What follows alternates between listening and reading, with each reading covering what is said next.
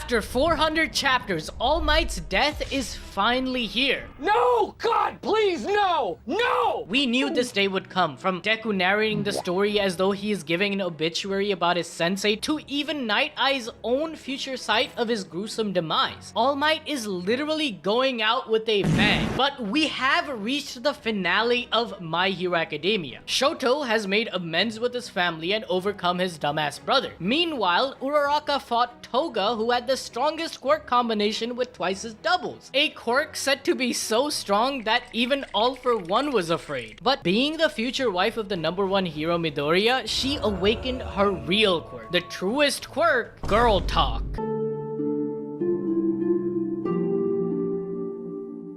Are you serious right now, bro? However, with Toga's defeat, all the Twices have disappeared from the battlefield, allowing the other students some much needed reprieve, such as Momo with her 2 best friends. I'm talking about the machine guns on her shoulder. This editor is so down bad. Why are you zooming on that? Yeah, boy.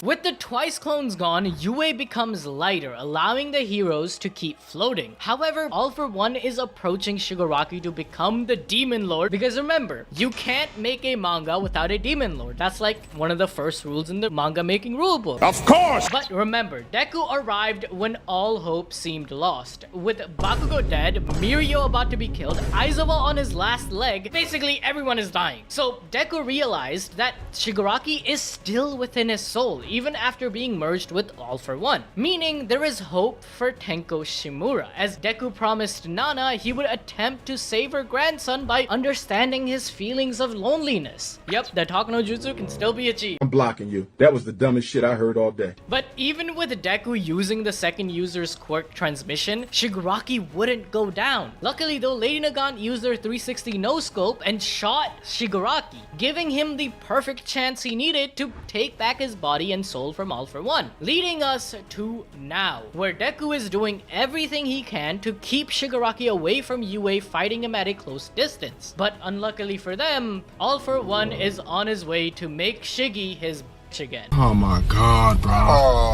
hell no, man. What the fuck? Yep, that's right. This dude is still not done. And right behind him is All Might. Bro, like, what is going on? This man should be dead like 200 chapters ago. What are you doing still kicking and fighting? All Might is still holding on for dear life and clinging on to All For One, making sure he doesn't crash Deku and Shigaraki's date. But even after All Might using his trump card of Hercules, All For One is in range to use Gloop Quirk to bring Shiggy closer to him and give him the synthetic copy of All For One, making his body finally his. All Might tries to taunt All For One, but he's him. He's looking at All Might, basically saying, bruh, you are dead. What is your skeleton ass gonna do?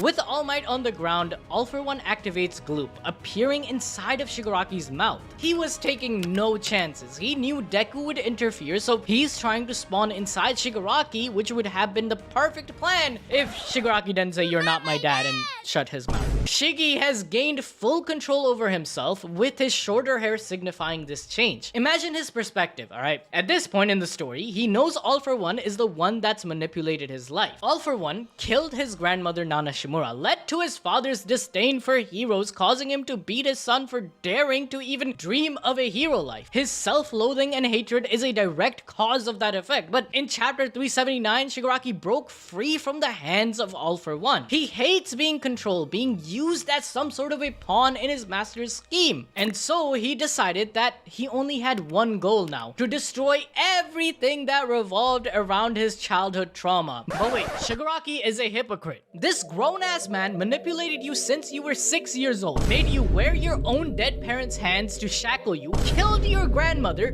made your father an orphan, messing up your entire childhood like you were his bitch before you were even born. You are nothing but a tool for All For One. Society didn't see you as a person, so you lash out but are okay with losing your identity to a freaking thumb? Also, he can steal his brother's quirk he hasn't been able to get for 150 years? What the fuck is this man? Maybe all that crust got into Shigaraki's eyes so he can't see that he's actually one of the biggest victims of All for One. He saw you when everyone ignored you. Boo-hoo! Rise up against the man who was the catalyst to all your suffering instead of being a loser who finds satisfaction in going after innocents who have done nothing to you. You can't even use the justification of victimhood or ignorance to excuse your behavior anymore. Instead of directing your anger towards someone who genuinely deserves it and manipulating you like a puppet, you persist with your irrational outbursts. What is wrong with this kid? Like, Deku may cry every other chapter, but the real baby are these entitled villains, thinking the world owes them something. He's out of line, but he's right. However, All for One tells All Might that Shigaraki acting out is due to him. It's his fault for putting those idiotic views of free will within Shiggy, suggesting that even in this rebellious nature, Shigaraki is still under his control. Oh my god, this dude is full of hell. Meaning, it's time for Plan B, which is grabbing All Might like a toy and flying over to Deku and Shigaraki as he beats up the goat even more. This obviously causes Deku to freak out, and Shigaraki takes this opportunity to say that Deku can go and save All Might, but while he does that, he's gonna go and kill all of his friends. This sends Deku into a frenzy. He states that he had stopped crying because All Might told him to stop being a baby in chapter 95, but now he's at his limit. Wait a minute! He stopped crying at chapter 95. What the f is this dude talking about? You did not stop crying at chapter 95. Roll the tapes.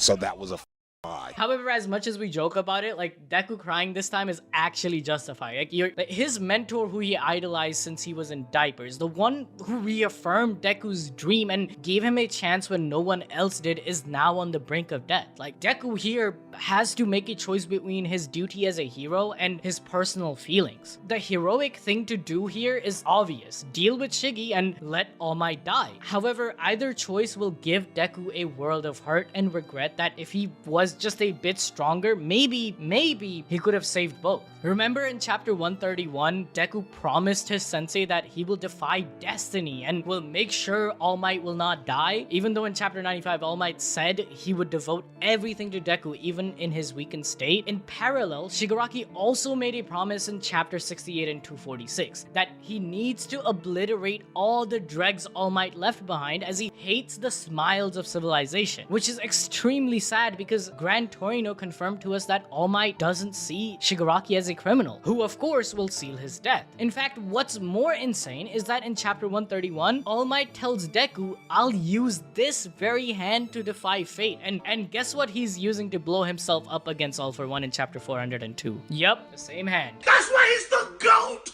The GOAT! A true hero isn't born just by you helping others, but rather through sacrifice. For example, All Might had to sacrifice his body and longevity to overcome All for One in their first battle. It's not just his sensei's impending death that is anguish to Deku, but also the fact that he indirectly has to choose to save All Might or the rest of UA. We then see All Might's vestige slowly disappearing, with Deku giving off an agonizing scream. All Might's vestige DNA existed in One for All because he made the quirk his own. He was just like Deku, who was quirkless, being able to master it, but with the embers weakening over time, it's finally gone. It means his death is confirmed as he tells Deku farewell. This shouldn't come as a surprise to anyone. All Might was always going to die. Technically, All Might, the #1 hero, the wielder of One for All, died in his last battle against All for One. However, the spirit of the boy Nana Shimura chose to be her successor still lives on, allowing him to prove us wrong by pulling his own weight with the Hercules robot suit. Plus, there is nothing more All Might can provide to the story right. With his powers gone and his suit broken, all he can do is chase Deku to give him a bento box. Even his role as a sensei is over. This heroic decision Deku has to make is kind of like his graduation. A constant reoccurring theme in My Hero has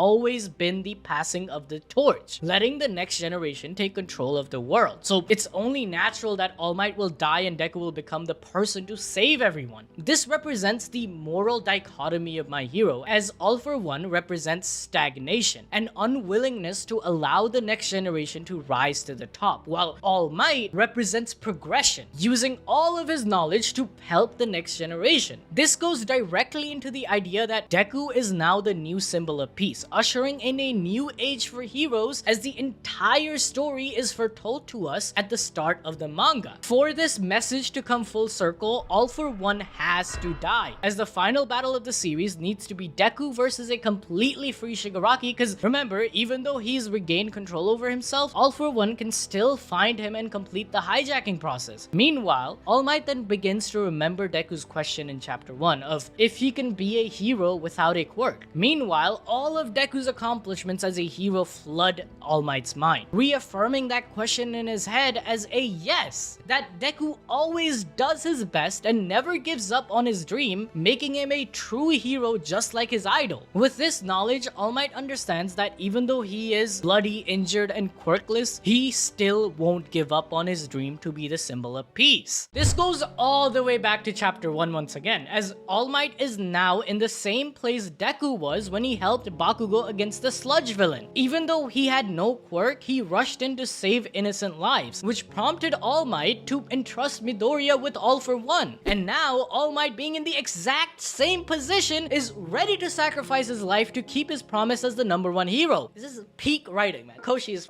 sick. This chapter is a 9 out of 10 certified banger. However, even though his vestige is fading, this man ain't done yet. There's no way he's gonna let someone like All for One beat his ass with no consequences, as All Might goes plus ultra.